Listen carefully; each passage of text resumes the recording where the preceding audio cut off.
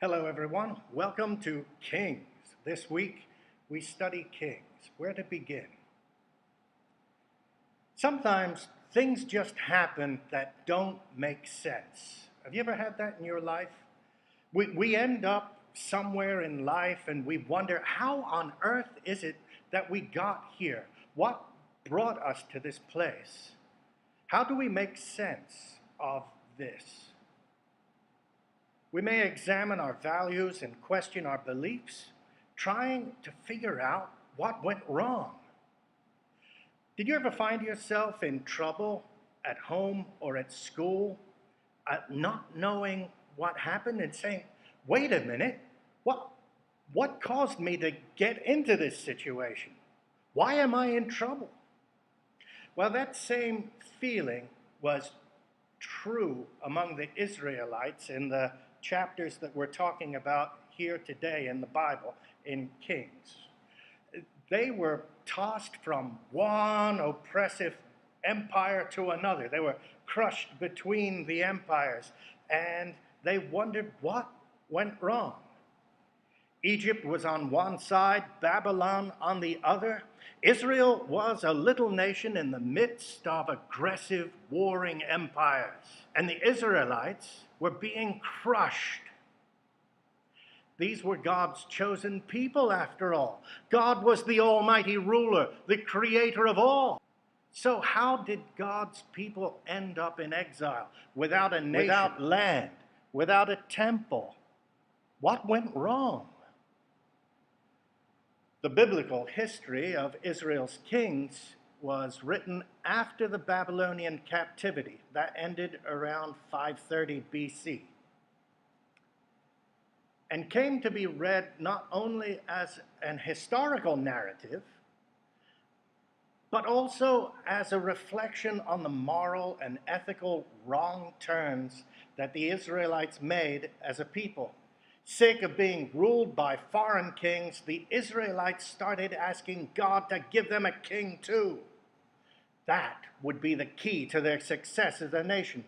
In the midst of their suffering, they forgot God was on their side and no earthly king could compare. God said no, gave them the judges. The judges didn't cut it either, and the people persisted in asking for a king. But let's take a step back now, just for a minute. The story of Israel's kings is not so much about a nation's history as it is about a people's relationship with God. Trying to make sense out of a tragic situation, the people of Israel reviewed their history and their beliefs. What they and we find in this reflection is that our view of God as being all-controlling, all-powerful, it isn't as comforting to us in times of suffering and hardship as knowing that our God's heart breaks when we turn away. God is always in a relationship with us, calling us closer without coercion, choosing love over control. God gave in to the people's persistent requests for a king. Throughout Samuel and Kings, it becomes clear why God resisted. God called the people not just to be a nation, but to be a blessing to the world. A blessing to the world. Being a blessing to the world is not just a job, it's a vocation, a calling.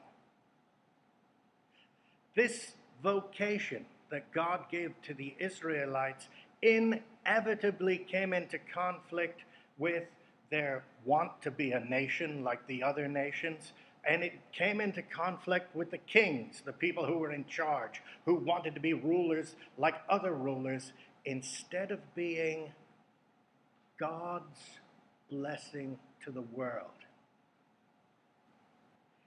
In the Hebrew Bible, God is persistently revealed as a God of relationship, relenting to the people's desire, being persuaded to change God's mind, even repenting. When we can't reconcile our beliefs with hard events in our lives, there are biblical examples demonstrating a model of reflection and reevaluation. This might mean rethinking our practices and examining our beliefs more carefully. That's not being unfaithful or wishy-washy. That's a biblical model of a faithful relationship with God in the midst of unprecedented, sometimes even unbearable events. God is complex, and that's okay. As a matter of fact, even if it's not okay, God is God is complex. It is not easy. You can spend your whole life reflecting on God's love and God's will for the world. There you go. It's time to begin reading Kings. Good luck, stick to the lesson, and I'll see you soon.